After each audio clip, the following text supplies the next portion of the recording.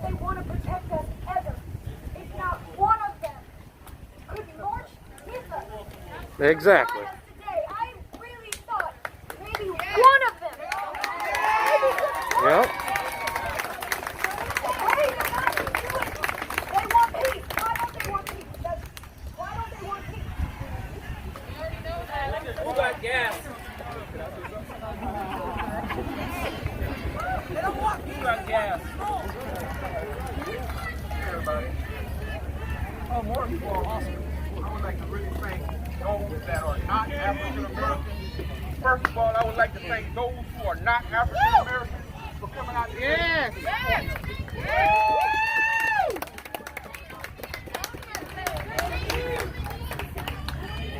Because I know no matter what our position may be, that we can't do it by ourselves. That we need everybody. Whether you're black, no, all of them are not. Whether you're black, whether you're white, whether you're Hispanic, we need all of y'all. You know what I'm saying? We call this the United States of America, but yet we're not united. Right. You know, like right here where I'm standing at, right here, right now, is where our people was brought, and where all this injustice started. Right here in Charleston, South Carolina. Right up and down those streets, all of those houses. So like back then, you know what I'm saying, you thinking about racism now. Back then, you know, there really was racism. You know, but I can say that like today I'm proud to be American. You know, because like today, you know what I'm saying, they tell me go back to Africa every time I complain or say something about America. Fuck that! But listen, I don't know a goddamn thing about Africa. My brother couldn't live in Africa. You know what I'm saying? My ancestors fought for me to be here in America, and I'm proud to be in America. And I'm proud of our leadership in America. No, I'm not proud of our leadership in America. I'm not proud of our leadership in America. Do our leadership in America support what's going on to the black people in America? Yes, they are. So like, I ask y'all, when it comes time to vote, get out to the polls and vote.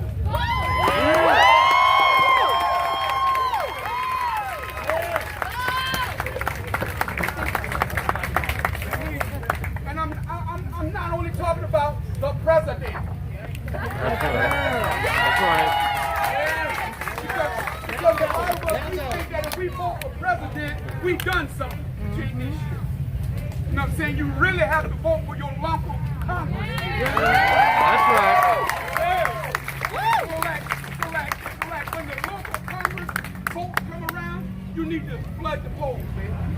Because like, I don't know who out here for Donald Trump. You know, I'm not a Republican, nor am I a Democrat. I'm a person that's down with whoever's going to fulfill, going to do the best job. All right. No justice! No peace! No justice! No peace! No justice! No peace! Good afternoon, everyone. I got something very important to say, so if you can be quiet as much as you can, everyone under the sound of my voice, I want you to hear this message. My name is Marvin Pendarvis. I'm a member of the South Carolina House of Representatives. Yeah!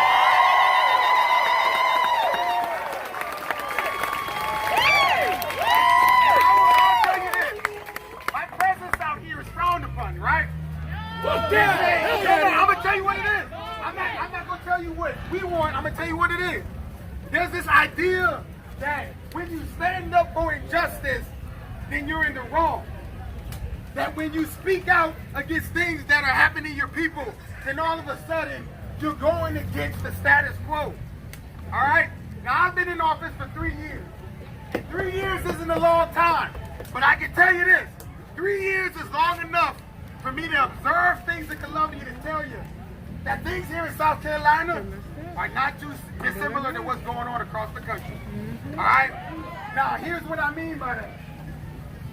I wake up, I had a real moment with myself last night. I woke up 3 o'clock in the morning. I held my son close to my chest, who's a black boy just like me. And I thought about this.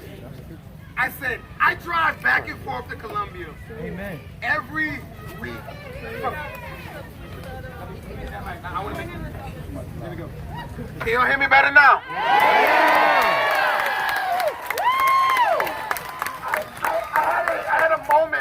I had a moment of inflection, an inflection point in my own life. I held my son close to my chest last night, about 3 a.m. And I thought about my role in this entire process. And I drive back and forth the 2-hour drive from Charleston to Columbia to the South Carolina State House every day from January to May, trying to implement laws that help people. And for the first time in my elected career, I actually questioned whether I was making a difference. And you know why? Because so often, some of the things they tell us, right? You go to school, you get education, or you be involved, you go vote, you challenge the system, you do all the things that they tell us we should be doing. And yet we continue to see the injustices held against our people, and it makes me wonder, am I doing enough, or if what I'm doing, does it even matter? I question my own self-worth. I'll be very honest with you. I'm going to be very honest with you. I question whether what I was doing was enough. Because I fight against the establishment every day in Columbia. I try to make sure. I try to make sure what I'm doing helps people that look like me when it comes to criminal justice reform, when it comes to issues that affect minority communities, things like healthcare, things like housing. But you know what I found? So many of those things fall on deaf ears. So many of those things that our colleagues and the General Assembly don't care about. But yet they condemn when we act frustrated, when we're angry, and all they want to talk about is how we express our anger. When we haven't done anything to try to eradicate the root cause of that anger in the first place.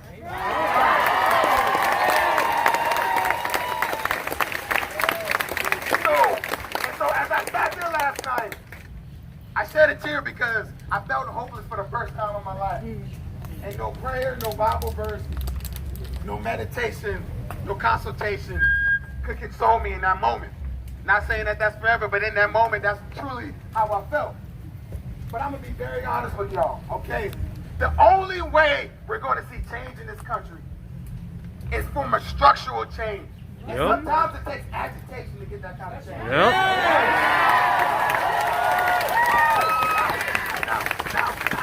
I'm not advocating for the kind of violence that we see across the country, all right? I recognize everyone has their own modes and methods. What I will tell you is this, okay? For too long, people have been doing the peaceful thing, and they told us that was not timely. That wasn't the right thing to do. Colin Kaepernick sat for a season on his knees, and they said that wasn't the right thing. That's right. They told him he was wrong for doing that. And then they told him, well, we will appreciate peaceful protests when things aren't so peaceful. And again, I'm not advocating for any kind of violence. What I want people to understand is sometimes people are forced to a point where they have no other choice to rebel against a system that's continued to oppress them in a meaningful way. And so here's what I suggest to you all. And I see people of all colors and shades, my black brothers and sisters, my white brothers and sisters. My message to you is for this. And this is particularly for my white brothers and sisters. And if this makes you feel uncomfortable, that's good. Because the only way we're going to get progress in this country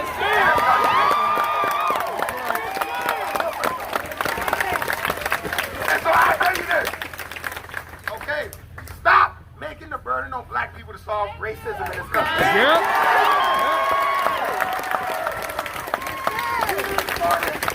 We didn't start it and we didn't bring it here. We were brought to this country enslaved for 300 years, and all of a sudden they're putting the burden in our lap to solve racism. So my white brothers and sisters, my message to you is this, okay? You have two options in this country. You can either be racist or anti-racist. Damn straight. And sitting at home and saying, I'm not racist, and going back to your own little hole is not enough. All right? You have to speak out against the injustices in your workplace. Yeah. All right? You have to speak out against the injustices amongst your family members. You have to speak out against the injustices amongst your friends. because it's that important. You have to take an active step to say, I want to eradicate racism. I want to eradicate this culture that says a black life isn't valuable. I want to eradicate this culture that we have in this country. And the only way that we're going to get to that point is for good-meaning, well-to-do white folks to understand that it's not enough to just understand the problem. We have to be actively against it. That's right.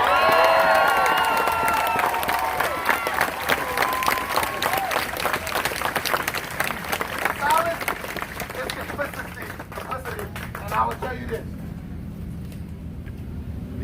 We've got a lot of work to do in this country.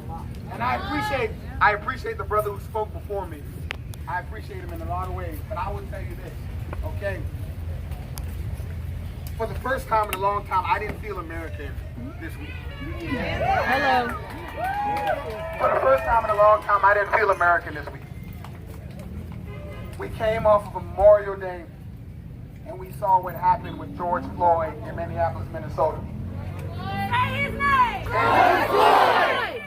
George Floyd!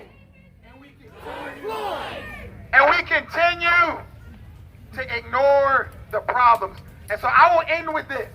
Okay, I'm doing my best as an elected official to try to look out for the best interest of my community and for all citizens at large, because that's what we're supposed to do. Okay? And you all have an obligation by continuing to get involved, continuing to register to vote, continue to vote, and continue to vote out these injustices. Okay?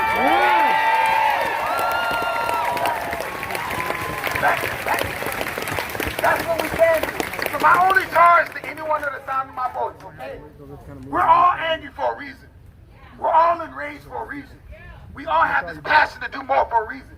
And so let's use that, all right? We've marched, we've demonstrated, we've let Charleston know how we feel today. But let's not end the day, okay? Let's make sure we carry that on to June 9th.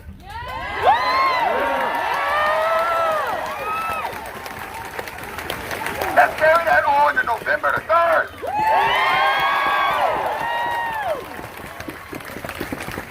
Anytime you see an injustice, you make sure you speak out. My name is Marvin Bendarvis. Thank y'all for that.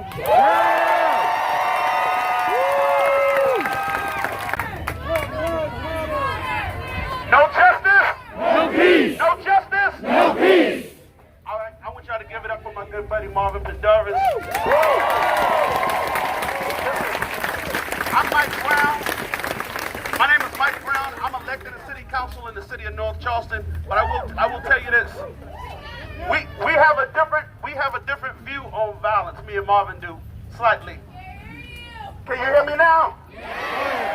We got a slightly different position because I don't feel no type of sympathy for people who don't care anything about our churches being burnt many years ago. You burnt our houses, you raped our women, you burnt our churches. So America, it's time for you to get what you deserve. Reap what you sow. Now, I'll tell you this. There are some things we can do through demonstration, but others we can do through action. One thing I'm going to need your support on. City of North Charleston, we have on the table right now, I advocated for an audit of the police department.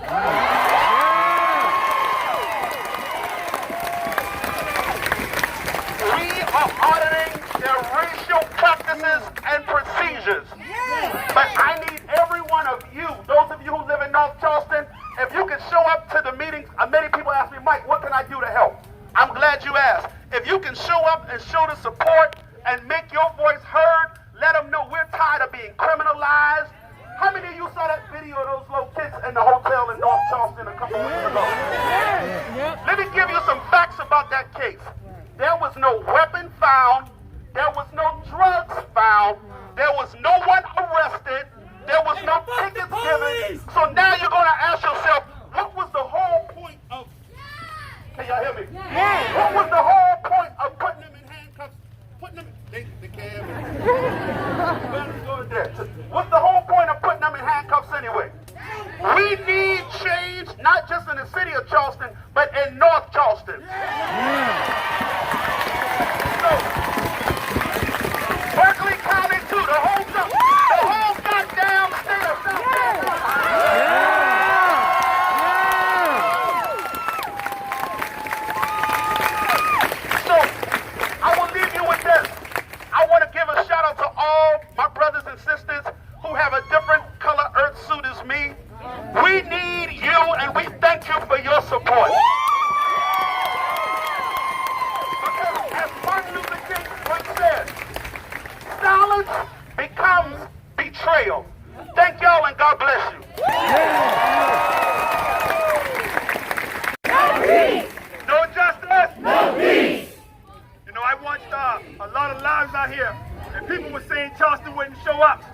Charleston's here.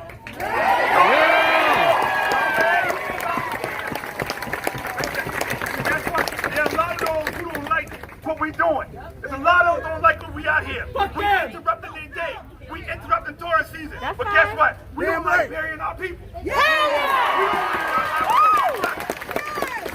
when they see the racist policies that allow these crooked cops to kill us, then we'll stop interrupting your city. Damn straight. Damn straight.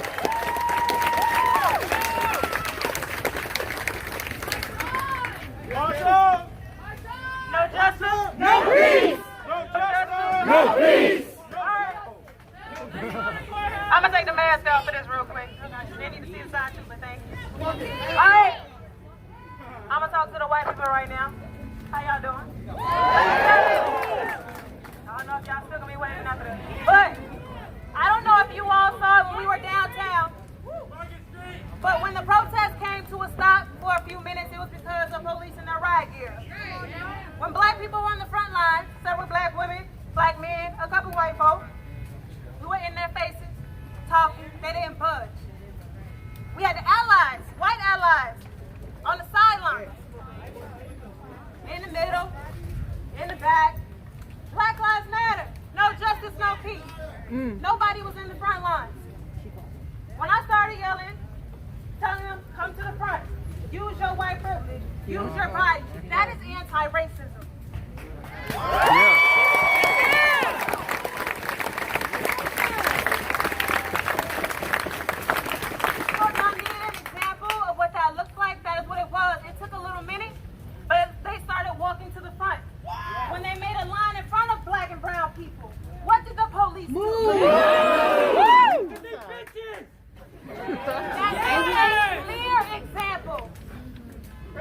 Of what it looks like to be anti-racist. No black person should have to beg you. Just do it. Protect black bodies. Say anything. Because without speaking, your skin does it for you. And I hate even having to say that out loud, but it's true. And without speaking, our skin kills us. So you need to make the parallel and figure out how to be anti-racist in your daily life. No, you're not going to have the opportunity to literally put your body on the line. But in your workplace, when a black woman is speaking up and nobody has her back.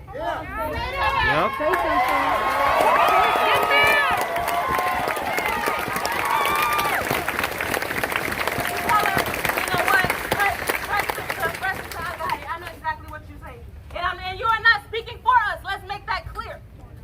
You're not speaking for black people when you step up. You are amplifying what we are already saying.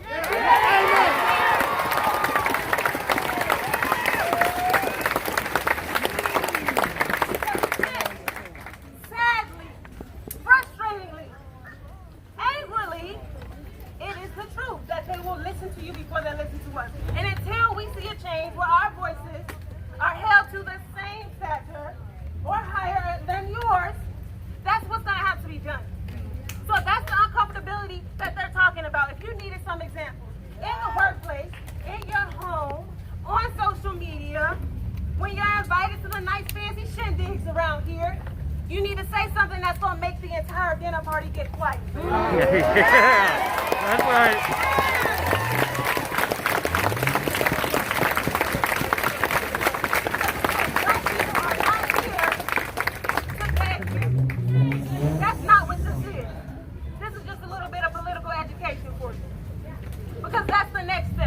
You need to educate yourselves, white people.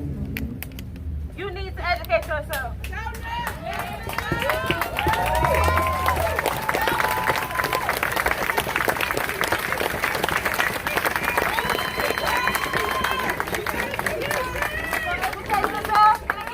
That doesn't mean exerting mental and emotional labor from your fellow black or brown sisters and brothers. That means using the fancy technology that you have, your fancy MacBook Pro, your fancy iPhone, whatever number is out right now, and put Google to work. Now we know that there's a lot of false information out there, but that's when you use, again, education, whatever you have, figure out if it's a credible source, do digging, get into a rabbit hole. You do it for your favorite artist. You know their whole life. Do it for people like Ella Baker. Figure out